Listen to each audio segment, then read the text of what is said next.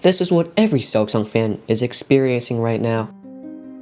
Why is every SILKSONG fan, myself included, going through the goddamn depth of the underworld? I mean, we've been waiting for pretty long, sure, but the Elden Ring wait was the same.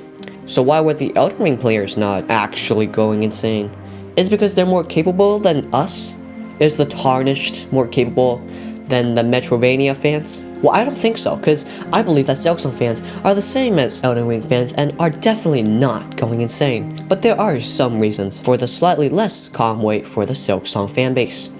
Well, this is where I leave. This is the intro, and I'm gonna hand you off to Research Jacob to explain the rest. And while you guys go and listen to Jacob, I'll be over here looking for any news that I can find about SILKSONG. Thank you, Slightly Insane Clammy Guy. Now, I'm going to compare SILKSONG's wait with Elden Ring. They're about similar in time and are about similar in fanbase. So this will allow you to perhaps understand better with a comparison by another game. And so, now, let's get on with the video. Now, the first reason for the SILKSONG community being a bit less calm about the wait is something that Insane Jacob has said when he left.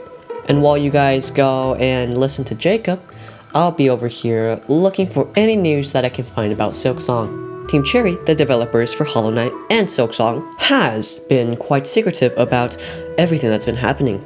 They haven't been really discussing the stages of development they have been in, or being very thorough with their news, leaving most fans to question what the hell are they doing. Now compare this to Elden Ring, who has been giving their players lots of information to allow their fanbase to know what's happening and when they can be expecting it, giving them a bit of closure while the game's still in development. Now, this isn't really Team Cherry's fault. See, Elden Ring has been developed by a AAA company, which is one of the biggest gaming companies that you can have, while SILKSONG is made by an indie game company. An indie game company usually consists of only a few dozen people. Now this makes it so that news and development info to the public has been quite slow outgoing, mostly because there's not really anyone managing that. So since Team Cherry has been pretty vague about their development, they leave most fans in a state of constant doubt and perpetuation.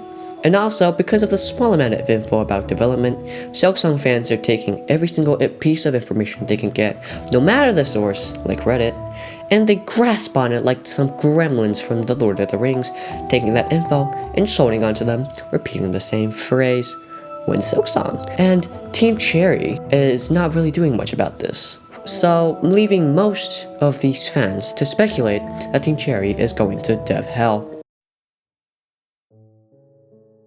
So dev hell, is that another movie starring Chris Pratt? Well, no. Dev hell refers to a state of game development where the development is stalled by challenges such as the artistic design, technical design, or Chris Pratt's new movie. See, there have been lots of news by different individuals of the SILKSONG fanbase that has speculated that SILKSONG is in a state of dev hell. This is mostly just the SILKSONG community smoking copium trying to explain the lack of news and how they haven't gotten any update yet. So while Elden Ring being a AAA gaming studio with thousands of employees, Team Cherry's few dozen has given no news and hasn't explained if they're in dev hell or not, which is a big problem. Some things to know is that SILKSONG will take a long time to develop. That's mostly because SILKSONG is supposedly going to be 2 times or maybe even bigger than the original size of Hollow Knight, one of their first games that has been extremely successful. Hollow Knight was in development for over 3 years, and SILKSONG being double or triple that size of the game will most likely take 5 to 7 years to complete.